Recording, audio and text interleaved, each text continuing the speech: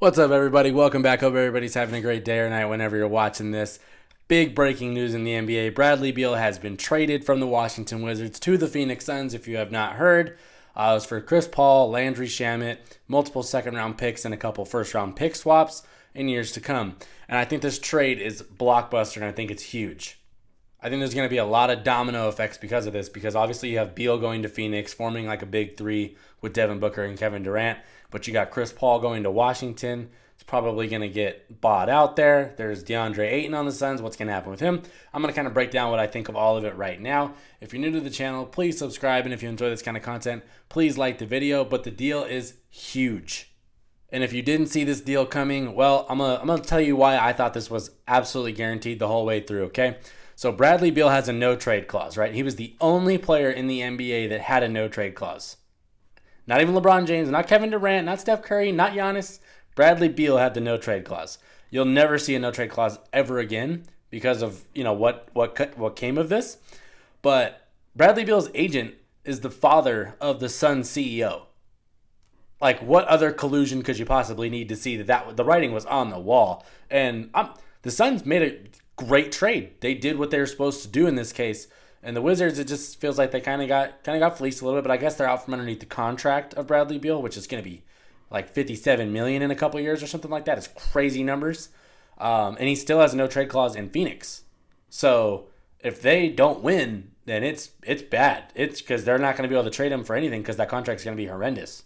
But I do think this gave them an excellent chance to go win next year because you've got a team with a big three of Bradley Beal, Devin Booker, and Kevin Durant. There's no better three than those guys. That is a elite three. And I feel like Bradley Beal gets kind of underrated to a sense because this is a guy that can go get you 30, and he does it on good efficiency from all levels on the floor. Not really turnover prone. He's, for the most part, he's decently healthy.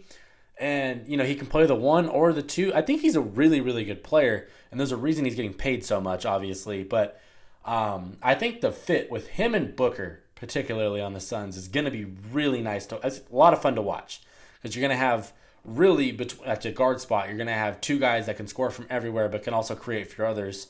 So I don't really think the Suns need to really worry about like point guard too much. I think you should just run those two, 1 and 2, and let them be interchangeable. And then you got Kevin freaking Durant sitting at the 3 or the 4, depending how the roster construction fills out.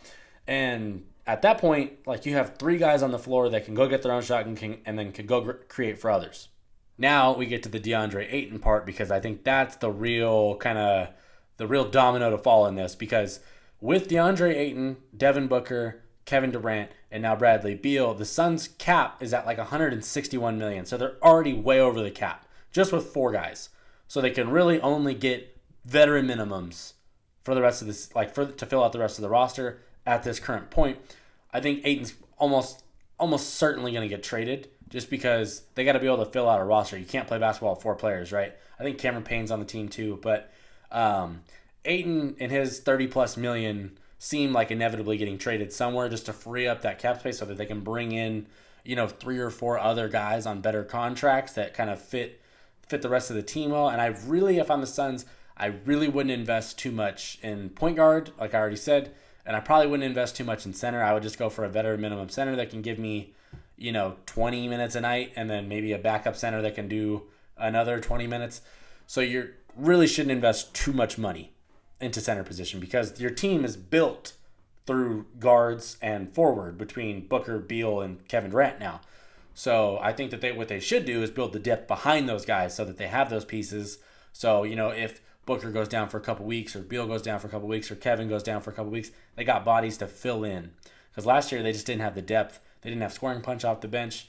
And I think if you trade Ayton, you can free up some cap space and possibly bring in 2 or 3 guys maybe that can really form out the rest of your roster and be quality players on a championship level team. And I think another reason that you'll see this team I think they're going to fill out really, really well. You're going to get guys that want to come on a discount to a championship team and contend. You're going to get ring chasers that are coming to a team trying to win a championship. That's going to happen. It happens every year with the top, 4 or 5 teams that are in the league, right? So you'll get a couple guys that are going to come in and I'll play for cheap. I want to get my ring. And that's the way the NBA works nowadays. So I think that also helps their case a little bit in terms of filling out this roster. The only thing that I really kind of get confused at is Frank Vogel is the coach, and Vogel is an awesome defensive coach. Offensively, there's a lot to be desired there, but defensively, I don't know what pieces they're going to be able to bring in that he's going to be able to really work to his strengths, right? Because he's going to be able to create a good defensive game plan, but if you don't have the guys to really implement that game plan, you're in a little bit of a rough situation because Booker is a solid defender. I would say even a good defender. Kevin Durant is a good to really good defender. Okay, so you have really two guys at this point in time on your roster that are good or above defenders. And you have a coach that preaches defense, isn't really known for his offense. So I wonder, how about the rest of the roster construction? They got to be able to bring in guys that Frank can kind of utilize. I don't think he's going to have to worry about offense as much now because this is going to be the best, most explosive team he's ever coached. So maybe it will work out better. But I just wonder about the fit with the pieces and him coaching them and getting the most out of them because that might be an issue down the line. But overall, I think this is an awesome trade for the Suns. Depending what they do with DeAndre Ayton, it can only make it even better. Obviously, they're in a really tough cap situation right now, but it's very clear they are trying to win a ring. They are unloading the chamber and trying to get this title, which is cool because you want to see teams contending, but it always does get dangerous when you go with the big three because there's not a lot of cap space, and the way the new CBA is, it's restrictive as hell. So, there's the fear that in 2-3 years down the line or something like that, this team is going to look way different because of this. But if they win a ring, it doesn't matter. So we'll see what happens. If you're new to the channel, please subscribe. And if you enjoy this kind of content, please like the video. But I think the Suns did a great job in this trade. We'll see what it looks like in a couple years. And obviously, this is a win-now move, and I get it. It makes sense. So I'm done. Peace.